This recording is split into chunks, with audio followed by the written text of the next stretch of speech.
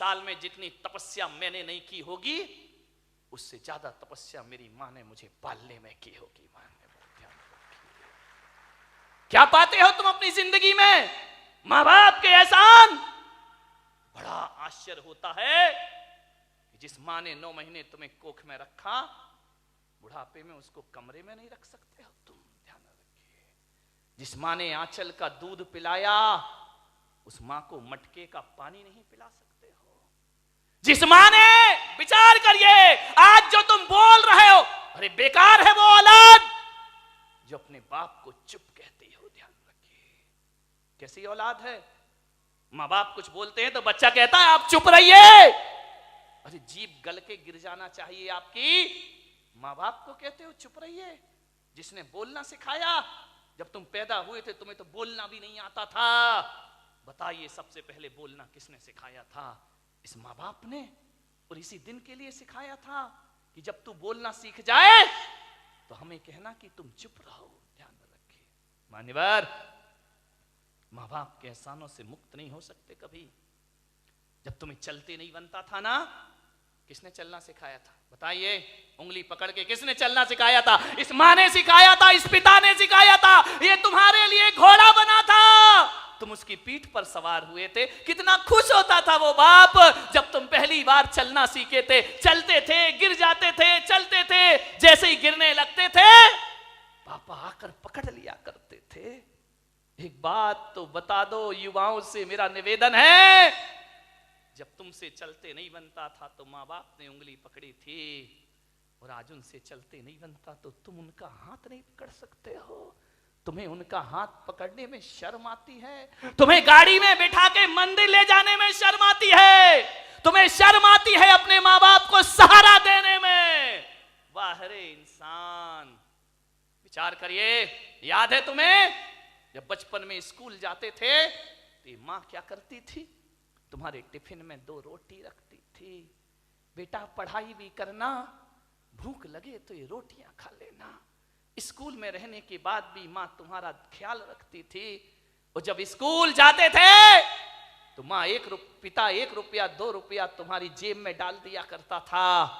विचार करो आप कि जिस माँ ने टिफिन में 2 रोटियां रखी हैं, बुढ़ापे में आज उस माँ की थाली में 2 रोटी नहीं है।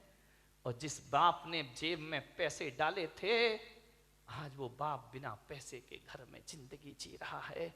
एक एक पैसे को तरसता है। उसे शर्म आती है अपनी औलाद से पैसा मांगने में। एक बात तो बता दो, युवाओं से मेरा निवेदन है कि बचपन में तुमने पिता की जेब से पैसे निकाले थे तो पिता तो गुस्सा नहीं हुए थे ना? पिता तो सोचते थे बच्चा है, निकाल लिया, खर्च करेगा, कोई बात नहीं है। बचपन में पिता के जेब से पैसे निकालते तब पिता को गुस्सा नहीं आया। और आज बुढ़ापे में बाप यदि तुम्हारी जेब से पैसा निकाले तो तुम्हें गुस्सा क्यों आता है? मैं आपसे पूछना चाहता हूं, युवाओं से मेरा प्रश्न है, आज आपको गुस्सा क्यों आता है? आज पिता को इजाजत क्यों लेना पड़ती है? एक बात आपसे निवेदन करने जा रहा हूं मान्यवर, जब तुम छोटे थे ना, ये वही बाप है।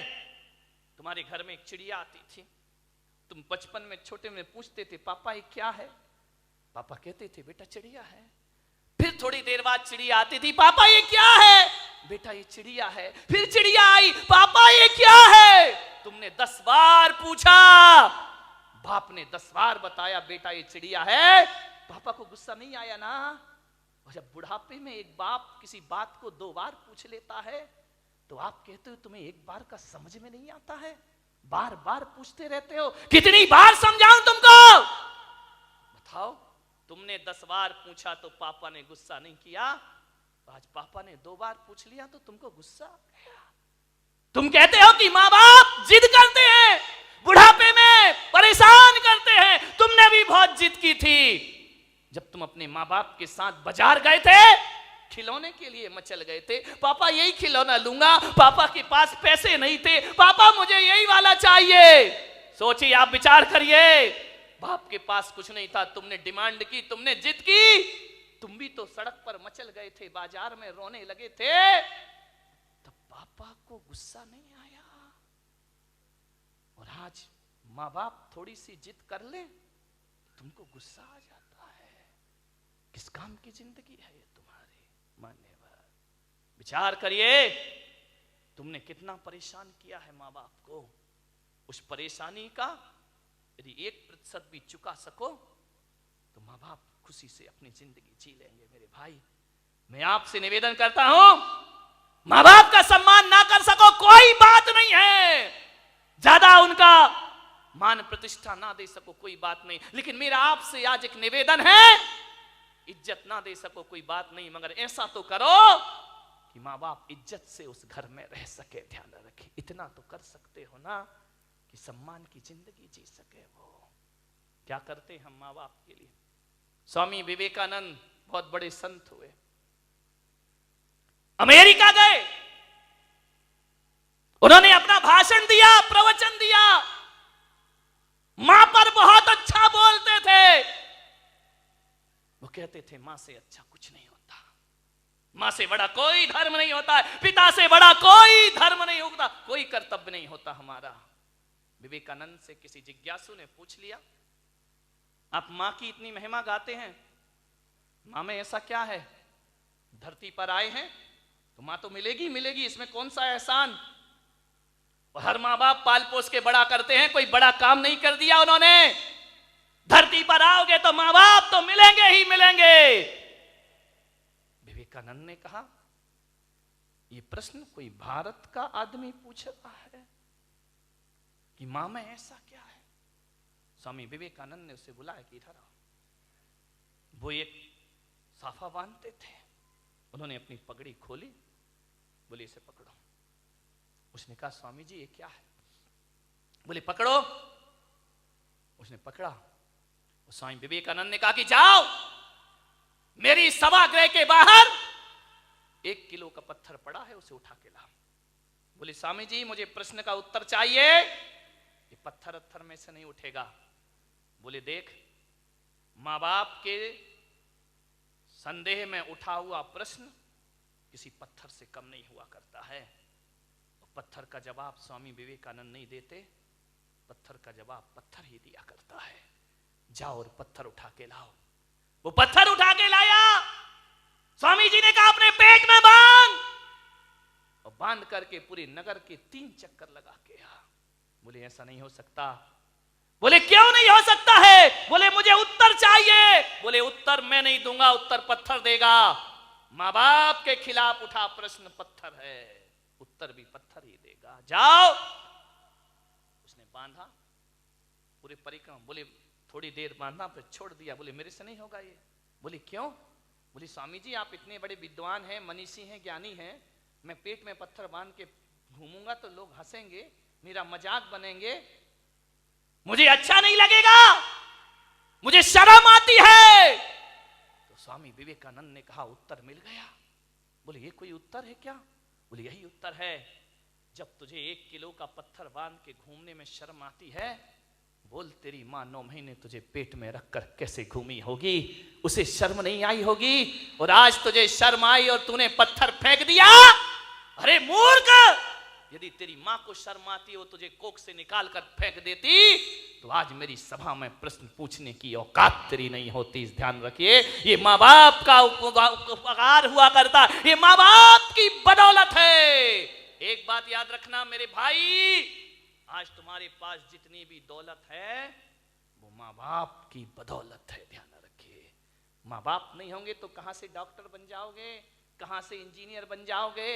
अरे माँ बाप का एहसान मानो, एहसान मानो इस माँ का। गर्भपात की दुनिया में भी तुम्हें जन्म देने की ताकत रखी है उसने। यदि जन्म से पहले मार देती तो आज यहां बैठ के प्रवचन नहीं सुन रहे होते तुम लोग। आज जो इज्जत तुमने कमाई है ना, ये मत सोचना कि पढ़ लिख के इज्जत कमाई है, ये मत सोचना कि दौलत कमा के इज्जत कमाई है। आज किसी संत की सभा में इज्जत से बैठे हो तो अपनी बदौलत नहीं, अपने माँ बाप की बदौलत बैठे हुए हो। ध्यान रखिए,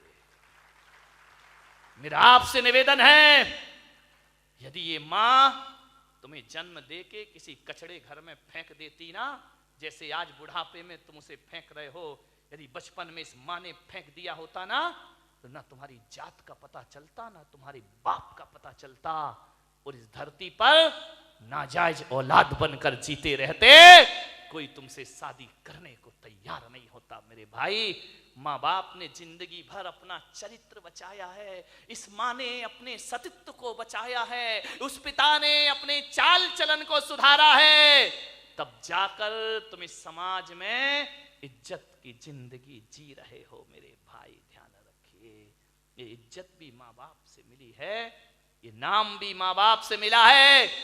और तुम्हें डॉक्टर बनाने से पहले तुम्हें डॉक्टर बनाने का सपना माँ बाप ने देखा था, तुमने बाद में, तुम्हें तो अकल भी नहीं थी, तुम्हें तो समझ भी नहीं थी कि इंजीनियर क्या होता है, डॉक्टर क्या होता है। माँ बाप तुम्हें बनाते हैं। आज तुम जहां भी हो, संतों की बदौलत, भगवान की बदौलत हो या ना हो, माँ बाप की बदौलत आज तुम जहां पर भी हो। ध्यान रखिए, माँ बाप का हाथ है इसमें। बूढ़ा दुखी हो गया, बहुएं पसंद नहीं करती, घर जाता बूढ़ा तो ऐसा लगता जैसे किसी जेल में प्रवेश कर रहा हो। पत्नी भी नहीं, फोटो लगी है पत्नी की, लेटा हुआ है पलंग पर, कभी पत्नी को देखता है, कभी अपने आप को देखता है। रात कटती है करवट में, पता नहीं चलता कितनी लंबी रात है।